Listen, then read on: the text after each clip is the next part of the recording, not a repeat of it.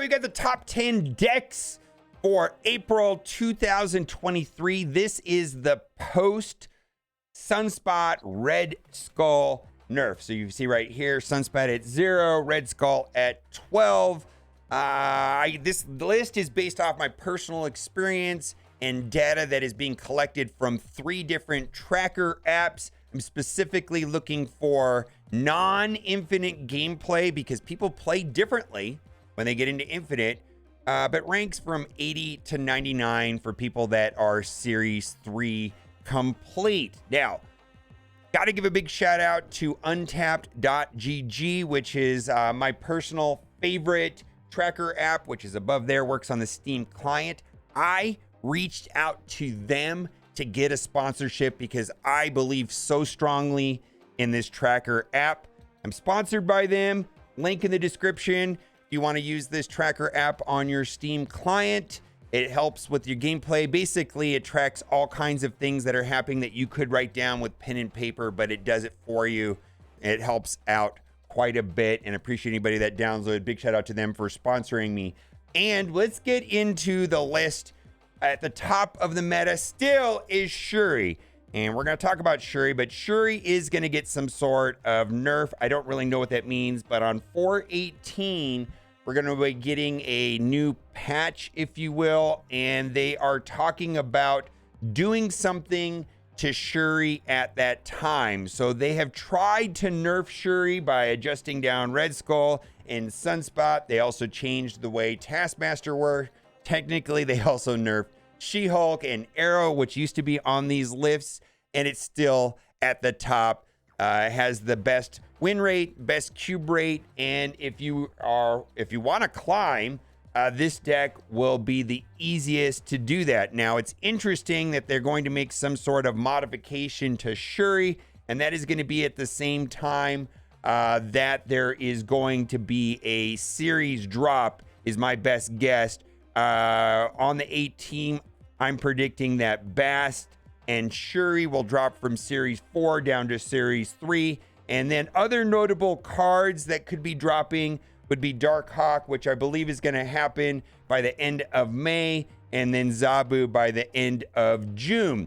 The other 2 cards on this list that are not in Series 3 or lower are going to be Thanos and Galactus. Those are permanent Series 5 cards costing 6,000 collector tokens. Now, this is the normal Shuri deck list, which has been at the top of the meta for months now. Largely a standard build. The 2 cards that are interchangeable, or the weakest 2 cards, if you will, on this list, is going to be Polaris and Vision. You can use Ms. Marvel instead of Vision. You can use Arrow. You can use Maximus. You can use Arnim Zola.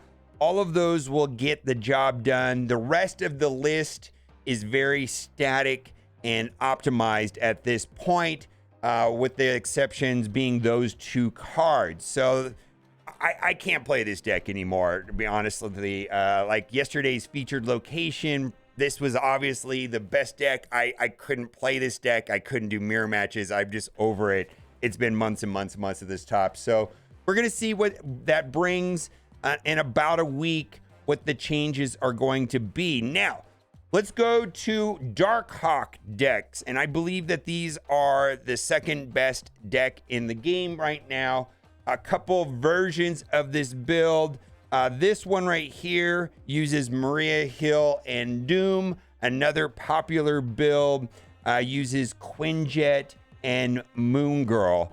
Darkhawk is going to be the hard card to get, currently in Series 4, and I'm not expecting Darkhawk to drop from Series 4 to Series 3 until the end of May.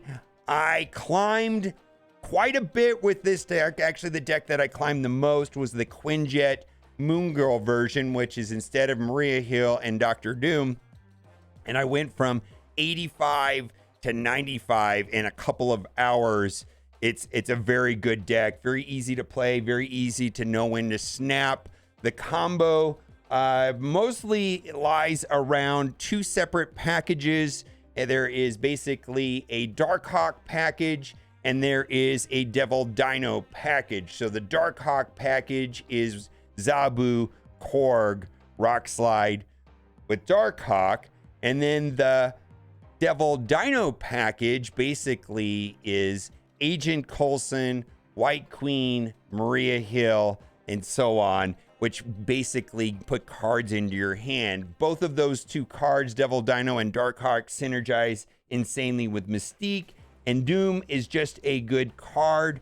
If you wanted to sub out Maria Hill or Doom for something else, some people run Cosmo, some people run Armor. That is just fine. I do think that this is the second best deck in the game. Third best deck in the game right now, in my opinion, is going to be an Electro Sandman deck. I'm calling it now. This is going to be the most hated deck in the game going forward because it shuts down decks that want to play all of their cards on turn 6. So there's a couple versions of this deck, but largely the list is pretty static and fixed. With the 2 card slots that can be changed out would be Jubilee and Devil Dino. Some people run, instead of Jubilee, they run Shang-Chi. Some people run Leech instead of Devil Dinosaur. Some people take out one of those 2 cards and put in something to get priority early, maybe like Lizard or Cloak in place of Jubilee. And some people actually will run, let's say, Chavez instead of Devil Dino to make the deck list more consistent. In fact, the build that I believe I played did not have Jubilee. It had Lizard and did not have Devil Dino, and it had Chavez.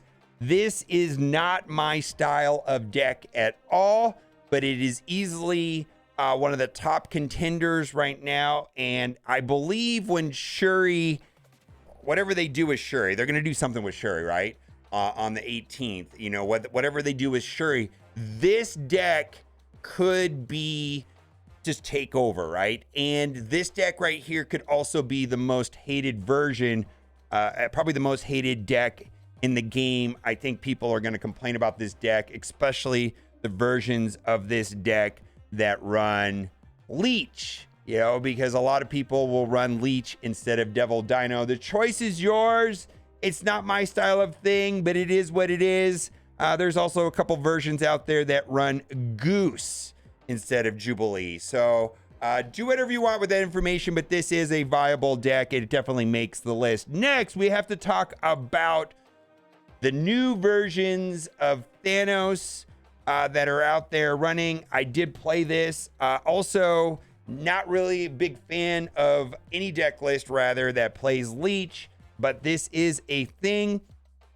It actually plays quite a bit different than the old Thanos Lockjaw, where typically on Thanos Lockjaw, you're worried about board space and you're trying to, hold on to the stones to play them at the right time to synergize with Lockjaw. Where this deck right here, you just want to just play them and then blow them up with death. The version of this build that I am going to be playing up here in the next couple of days, try to finish off an Infinite that I'm the most interested in right now, is a more destroy package right here, and it plays half like Thanos and half like Deathwave, and there are more options for destroy and clearing of space. The problem with Thanos typically is that you run out of space. So this one right here does not run Lockjaw at all. And basically the idea of this deck is that it's trying to play Wave on turn 5, floating 2 mana so that you can have She-Hulk for 2. Death will be free, and then something big like Devil Dino, Arrow, She-Hulk, all to play on turn 6. So those are very popular Thanos decks right now. They're very different though. This right here is, like a death version, like a half death, half Lockjaw. This deck right here kind of plays more like Deathwave, but it does run Thanos. And then lastly, still completely viable, is the traditional Thanos lockjaw build, still pushing out good numbers and has high win rate and high cube rate, although it has seen significant nerfs since the adjustment to Quinjet and the way that Space Stone works. So I think that those decks, those 4 decks right there, are the best decks in the game. Shuri, some sort of Darkhawk, Electro Sandman ramp, and then a Thanos, Death Thanos, I think are the best decks in the game. There are a bunch of other decks that are completely viable. You can absolutely climb to infinite. Some of them are not going to be on my list, but there's a ton of opportunity to climb right now if you're a skilled player and you understand your deck, and if you have good cube management, knowing when to snap based on what opponent you're playing and what locations are on the board. So largely the rest of the decks that we're going to talk about here are in that category as well, and there may be some that I missed. Welcome to put down in the comment section what is working for you. Now, there is 2 big versions of Galactus. Now, this one right here is half Galactus, half Destroyer. Uses Shuri to boost up Nimrod or Hobgoblin. It can either win with Destroyer or it can win with Galactus. It also can win on turn 6 with Galactus. So this is, if you will, a turn 6 Galactus deck. It has very good results, and it is, in my opinion, a much better deck than the traditional Galactus deck. Now, the traditional Galactus decks are still getting played a ton. I feel that they are very predictable. There's this version here. I play almost a nearly identical version where I run Daredevil instead of Cloak.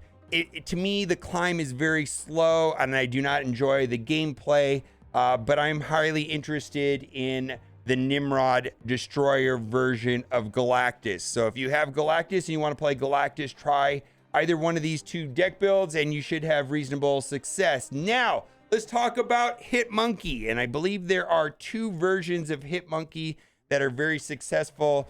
And I was able to climb 285 quite easily with Hitmonkey, running a version of this deck where I was running basically instead of Falcon, I was running Black Widow. I feel like there's 2 cards that can be swapped around with Black Widow, and that the choice is yours. It's either Falcon or America Chavez. I personally really like the America Chavez version, and then whether or not you want to run Falcon or Black Widow is up to you. Now, this deck list runs Bast, and Bast is one of the cards that should be dropping from Series 4 to 3 on the 18th. And I just want to talk about the insane synergy between Bast, Mysterio, Bishop, and Hitmonkey. All 3 of those cards, all 4 of those cards, 3 of those cards have a lot of synergy with Mysterio. Mysterio is not like Doom. Mysterio is not like Squirrel Girl. Basically, Mysterio is playing 3 cards simultaneously, and they are, 0, 0, 0. And at the end of the game, one of them turns to 4. But the key mechanic there is that 3 cards are being played. So when you play Mysterio, your Hitmonkey basically is going up by 6 power because it counts as 3 cards. When you play Mysterio when Bishop is on the board, Bishop gets 3 points.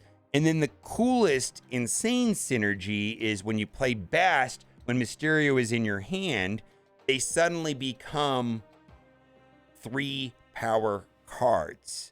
So this is crazy. So you play Bast, and then you have Mysterio in your hand. Then when you play Mysterio, instead of being 4, 0, 0, 4 total power, now they are 3, 3, 3. They're all 9 power for 2 energy, right? So I like to call that the Mysterio package. If you're playing Mysterio, you really want to play Bast, Hitmonkey, and Bishop. The synergy there is insane. And this also that is notable on this build right here is that it runs Darkhawk. Also, Darkhawk, not expecting to drop from Series 4 to Series 3 until the end of May. I could actually get behind, somebody saying, hey, should I buy Darkhawk for 3,000 collector tokens? I already have Thanos and Galactus, and now I wanted to get Darkhawk. I would be like, yeah, go for it. Like, it's a very, very, very strong card being used in most of the top builds. But what's interesting about this build right here is typically if you're playing Darkhawk, you want to play, of course, Korg and then Rock Slide. But because this is a bounce deck, you might be able to play Korg multiple times.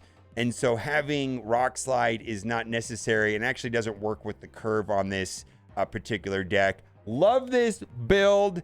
It is quite a fun. Like I said, I went from 70 to 85 with a build just like this. And then I went from 85 to 95 with some a different Darkhawk Devil Dino build. And then the other version of Hitmonkey is basically a Sarah control build. Basically, if you played Sarah control, most of the Sarah control builds ran armor, and quite simply, Hitmonkey is replacing armor. I love this build. I wish there was a way of squeezing Bast into here to get the synergy there with Mysterio, but this build does not run that, but it still has, Mysterio has the synergy there with Hitmonkey and Bishop. Play Sarah on turn 5, snap before you play Sarah, and then dump your hand. And then lastly, which is completely surprising to me, is Patriot. Now, I played Patriot for a couple hours, I believe on Saturday, and it definitely works. It is definitely swingy. Debris is there to prevent Galactus and introduces a control play. You kind of have to decide your line early, whether or not you want to go the Squirrel Girl route or the Ultron route, or if you're going to go Doom instead of Ultron. This deck is not as easy to play as I thought. And if I put the time in to play the deck more, because people are winning like crazy with Patriot. So there's my list. And I'm telling you now, this is going to take over when this goes away. I'm just saying. So I'm hoping for me that the best deck in the game after the Shuri drop is going to be the Darkhawk builds. We will see. But like I said earlier in the video, there are a ton of decks right now that can climb if you're skilled at the deck. So right now, having the best optimized deck list is important, but also having a deck that you're comfortable with and you know the locations that favor your deck versus your opponents and what matchups favor you. And so that you can snap in favorable situations or retreat in unfavorable situations is probably more important now than ever. Let me know what you think I missed and what's working for you in the comment section. And as always, thanks for watching and keep on gaming. Bye for now.